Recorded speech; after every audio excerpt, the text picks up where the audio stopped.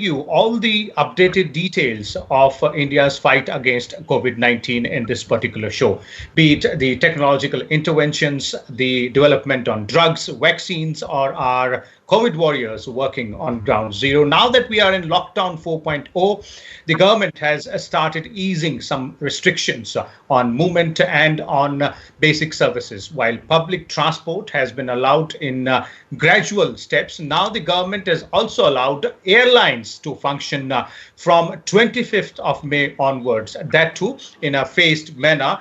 That means that the civil aviation sector will be reopened. Now, there are certain guidelines which have been issued by the Ministry of Civil Aviation, and obviously there are some challenges as well. To understand this entire segment and the challenges for this particular segment, we have three very important guests with us. We'll just introduce them to you and then we'll begin our discussion, beginning with Ms. Usha Pari. She is the Joint Secretary in Civil Aviation Ministry. We also have with us Dr. Ankur Bhatia, is the member of CII's Committee on Civil Aviation. And we are also joined by Dr. Jugal Kishore, he is the Director Professor and Head of Community Medicine at Safdarjung Hospital in Delhi, the national capital. Let me begin with you, Ms. Usha. And for our viewers' sake, let's start with the framework of guidelines which the government has put in place for the civil aviation sector to resume operations from 25th of May onwards. Thank you, Vishal. Vishalji, it is a good opportunity for us also to disseminate the information so that the passengers and other stakeholders would be aware of the various framework we have for the resuming of the operations. As you are aware that civil aviation is one of the sector which got affected because of the COVID-19 pandemic, and we are the one to respond, also the first one to respond. The international airport started screening, then we had to stop some of the international operations, and subsequently the entire domestic and international operations were suspended, and it was very much needed to ensure that the transportation would not enhance any risk of transmission. But once it is stopped, then resuming the operation is a huge challenge. And for your kind information, there have been a lot of initiative in between during the lockdown period also to ensure that the logistic requirement needed to the country, and also if we need to bring something from outside as a medical cargo or equipment, these operations were happening, and civil aviation kept the pace to address the need of the nation. We had Lifeline Udan, which was cargo operations to take the cargoes to various parts of the country, and at the same time Aero Bridge to establish the contact with the other countries to bring back some of the essential cargo to the nation. Then we had to prepare ourselves to resume the operations in way of doing in the preparedness in two levels. Like when we wanted to do, one is at the sector level itself, whether we are prepared after the 50 plus days of non-functioning or suspending the operation, how the sector would be prepared, the operational requirements, aircraft, airports, other stakeholders, their preparedness. The second level was how we will be responding to the public health scenario, which need to be actually bracing our stakeholders, especially passengers, to ensure that their travel would be safe. So accordingly, 25th we are starting the operations, and yesterday we had issued the detailed SOP for passengers, general instruction in the framework in which we are going to resume the operations. You might have already come to know through media, where it is 1/3 of the operations, because the sector is opening up gradually. It will be expanded or augmented in a calibrated manner. So we have said that it will start with 1/3 and regular review will take place. We have issued some advisories who are eligible to travel and what are the things they should know, what are the precautions they have to follow. The basic principle of hygiene, sanitation and social distancing have to be maintained at every level. And our SOP, what we call standard operating procedures or protocols, have been very clearly mentioning the entire movement of the passenger, which starts from origin to destination. It has been divided into 4 parts: origin to airport, that is from home what they have to be prepared, the norms they have to follow, then they will reach the airport, Then Mm-hmm. what they would be doing in the airports, whether they will maintain the sanitation, social distancing, and also the security requirement, how they would be doing.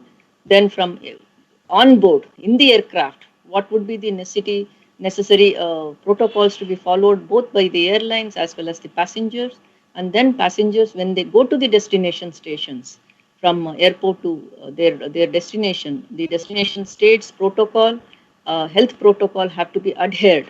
So all these things have been very comprehensively we have mentioned, and dissemination of this information has happened. We hope that the air travel, which will be resuming from 25th, would be safe mode of transportation for all the passengers.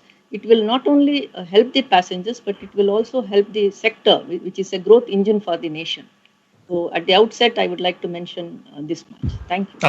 Okay, that's wonderful. That's the broad guideline framework which will have to be adhered to while resuming operations for all the stakeholders, be it the industry or the passengers as well. Let's now take a look at the industry perspective. Let's bring in Dr. Bhatia here. Dr. Bhatia, from the airline industry players' perspective, what preparations have the industry made to go ahead and resume operations, and what are the challenges for you to go ahead and restart the work? So I think from an overall industry perspective, I would say that's a very welcome move coming from the government to start to resume flights, to start to resume operations right now in a calibrated manner.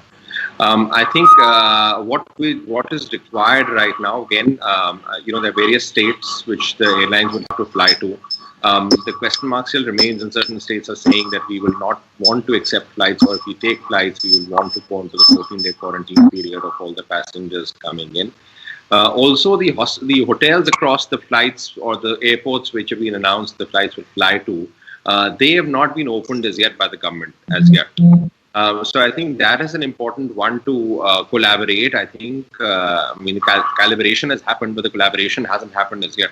We would need to look into that particular aspect. I think the government would need to have a look at that particular aspect, because on 25th, when the flights are to go to, let's say, for example, from Delhi to Bombay, the person arrives there, he doesn't have a hotel to stay because the hotels actually shut down and they've not been given any instructions to open. So also the same situation with how the cabs are going to move. Also, if there is an interstate travel required, I think from Delhi to go to Gurgaon or to Noida or to other places. So what are the procedures for that? I'm sure these will get ironed out, the other processes, once you're there. But I think the accommodation on the other side of the rest, even crew halts at night, if the crew's there, I think that needs to be looked into the government immediately, so that when the flights are opening on 25th, there should not be any difficulties which are faced by the passengers when they're going from one city or one metro to another one now. But as I mentioned on our side, a very welcome move from the government. It has to start someday. Of course, we can't keep be living on shutdown forever. And I think the precautions have to be taken in terms of social distancing norms and etc. And we'll see how it happens. Okay, that's wonderful, and those are some good suggestions. Well, I'll go back to Ms. Usha, but before that, let me bring in Dr. Jugal Kishore here, since we're talking about all kind of precautions which need to be taken. Dr. Kishore, from your perspective, and for all stakeholders here, not only about passengers, but also those, airline employees, security officials, airport authority officials, all of them, all individuals who are involved with this resuming of operations in the civil aviation sector, what are the basic precautions you would suggest, or basic principles which they should adhere to? Yeah, it's a very nice question. It's directly hitting to the occupational health of our workers, and that includes everybody, even pilot to cleaner. Also the managers around, their occupational health is important. You rightly said that their hygiene and safety is very, very important. If they are safe, then definitely they will work. Otherwise, things will not move. What is understood that airports and the ports, usually they are much better than any other system of transport. So therefore, it is expected that all the guidelines will be adhered to. what we have learned in Delhi and other part where the lockdown has been released and say eased out, the people have come back to the same. We were expecting to behave properly, but it was not found. And I am afraid that if some restrictions and strict implementation of the rules are not there, then we might have a problem in airport also. It is equally applied to literate and illiterate people and educated people. So it is a human psychology. Unfortunately, this is there.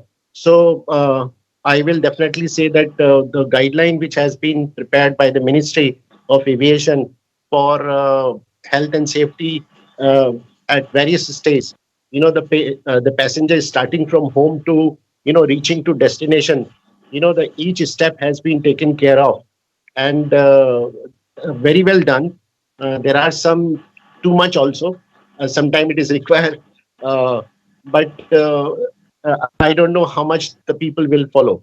And it is our responsibility, like the aviation ministry and also the company involved in it. They have to ensure that these guidelines are really, followed. Okay. Then only we can ensure some kind of safety to not only passenger but also to the crews and other staff which is there at airport.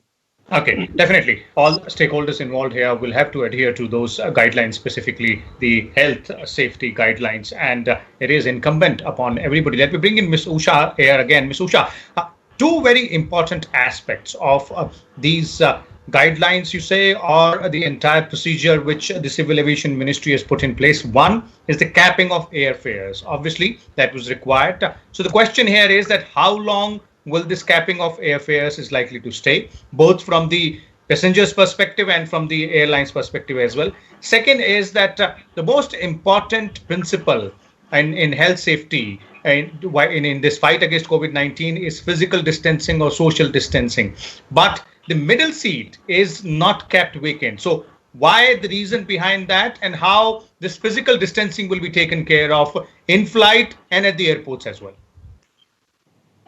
Both are very, very interesting at the same time, very intelligent questions. When we are starting resuming the operations, you have to see the context.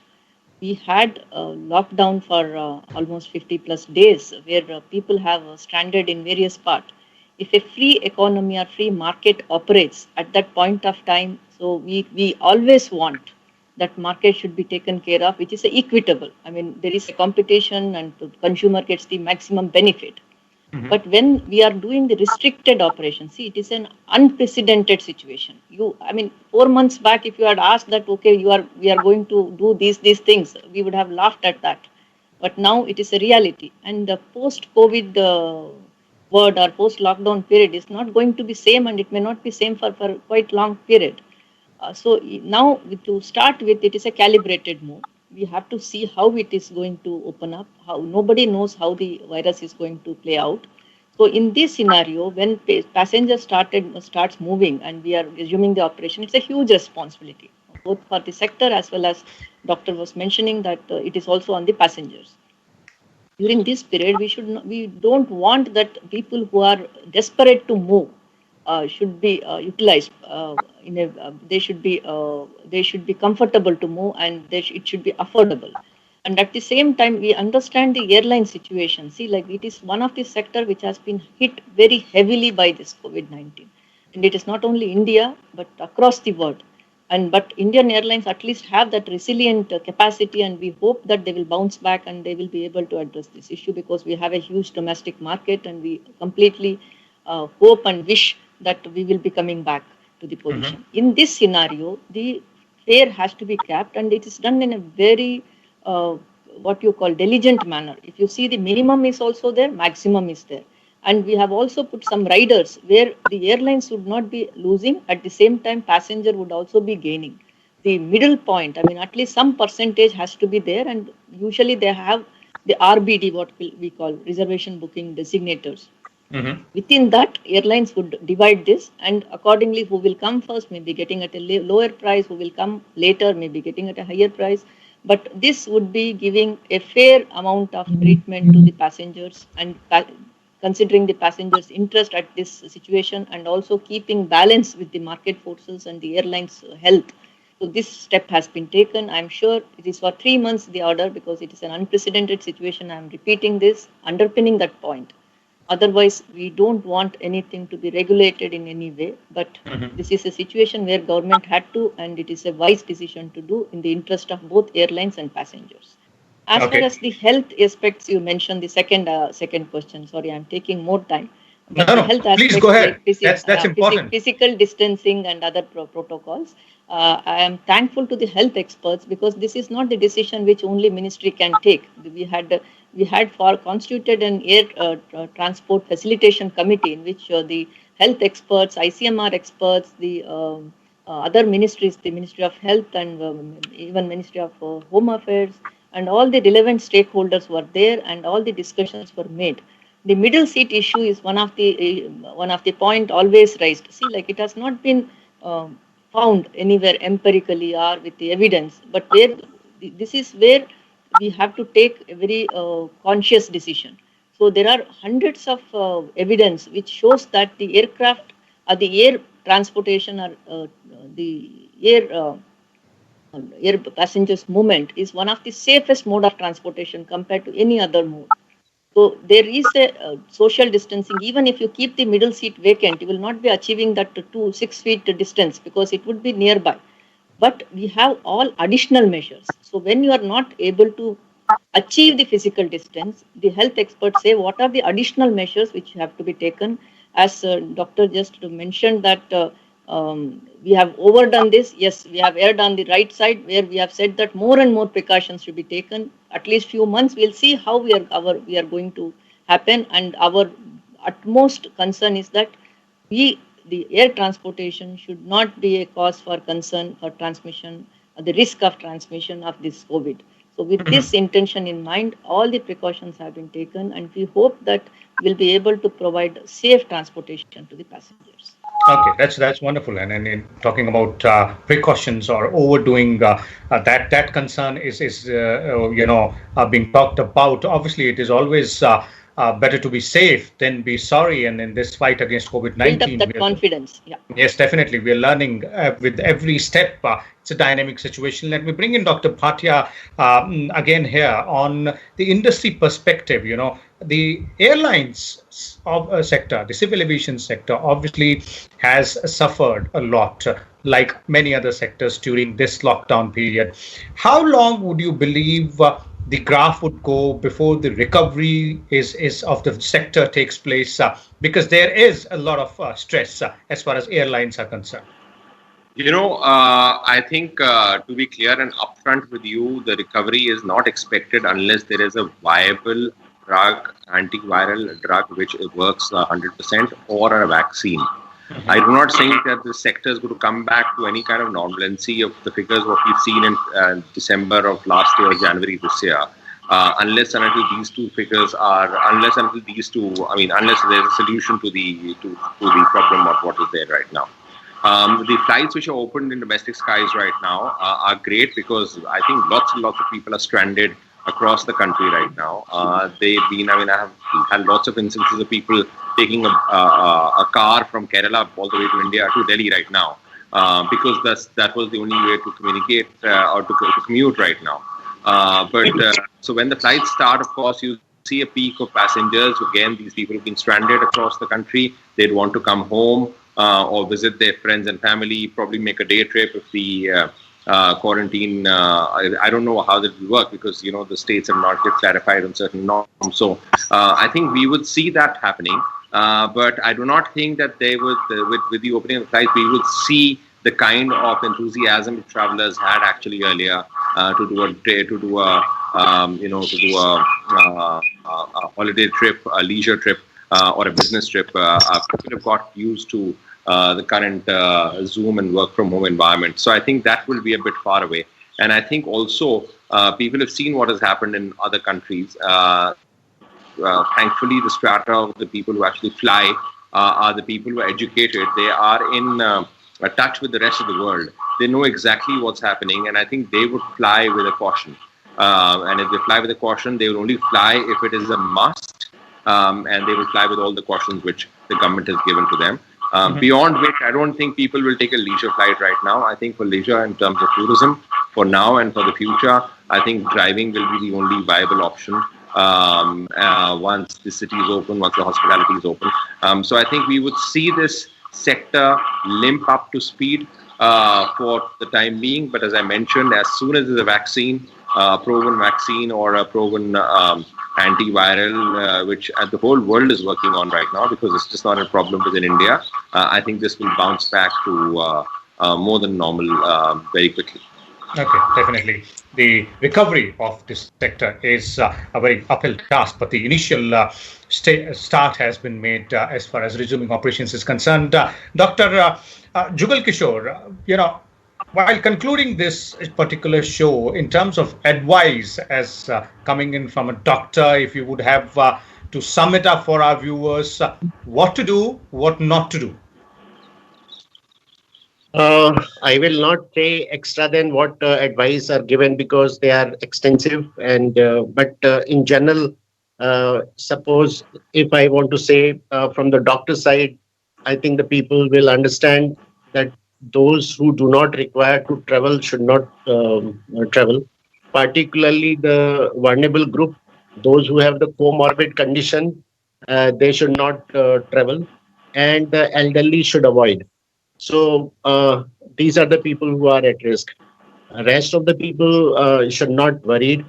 What I want to say that to decrease that load, one should have more frequency of the craft or buses or whatever, so you can make the things very easy going. When you have overcrowded things, either at the airport or wherever, you have more chances of getting the infection, and it is difficult to cope up with that also. It has happened in Delhi. If you are running very short number of buses, first day only things just go out of hand. So similarly, aviation also has to run in a very efficient manner and in a large number, and rather every like the toilet, they were saying, if the I'm sorry to say that if it is a flight of 12 hours and not to use toilet, or say the toilet is used less, is not a good idea. Rather, we can have one person who can keep cleaning the toilet after every use. So it's much better, and better understanding of how the transmission. But in the last word, I just really want to say that this virus is not fatal. It is infectious, but not very fatal. So one should be, understanding that we have to live with it, because this is going to be there. It's a novel virus, and everybody has to get it. Not today, maybe tomorrow. You have to have the infection. So more you are prepared with, more you are having the positive attitude towards the virus, I think we can handle the situation much better than be fearful or afraid of. Okay. So with this word, I think I feel we are in a position to deal with. Okay, positivity, precautions, and safety measures out there. One final question before we bring this to an end, Ms. Usha, to you, is that all this we're talking about are short-term measures to tackle the problems which we are facing right now, the challenges which we are facing right now.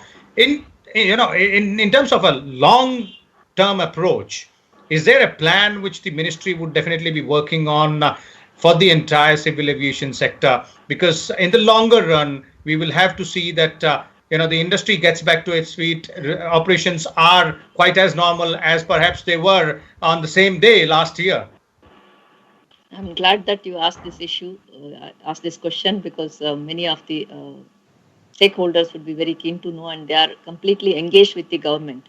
The Ministry of Civil Aviation has been aware of the issue, and because of this COVID-19 pandemic, there have been so much of stress in the industry. So we are working towards that, and there have been already, government has announced some of the relief and some of the reforms, rather I will call it, where the lot of restructuring can happen, reforms can happen, lot of new things can come, new model would be coming, and there can be a way where, as I said, we have a huge opportunity. I mean, the crisis can be an opportunity because the domestic market, we are in a situation where we have a huge domestic market and we can build on that. And our airlines have that resilience because they have been facing the challenges. So there have been a list of activities and list of measures which have been taken by the ministry. And it is whatever we have been doing, it's a part of that larger plan, which we will be taking, we will be, I hope, and we will be able to reach a level, whatever time it takes, but it will be, we will be able to come back and bounce back and to become a 5 trillion economy. I think civil aviation has to be a enabler, and it is also a beneficiary of the economy. So it is a development engine, I say, and we will be able to achieve in cooperation with all the stakeholders. Definitely, that is perfectly put. Civil aviation sector, like many others, is an enabler for the economy. Thank you so much, Ms. Usha Dea, Dr. Bhatia, and Dr. Jugal Kishore for your views on this particular topic. As our panelists have pointed out, from 25th of May onwards, the resumption of airline operations will begin for the passenger travel. There are very specific in detail guidelines available on the websites of Civil Aviation Ministry, Airports Authority of India, and obviously all individual airlines as well. What you and me need to do, and all the stakeholders as well, stick to those guidelines, adhere to those precautionary measures, and we will see through these difficult times as well. Keep watching Rajya Sabha Television, keep yourself safe, and don't forget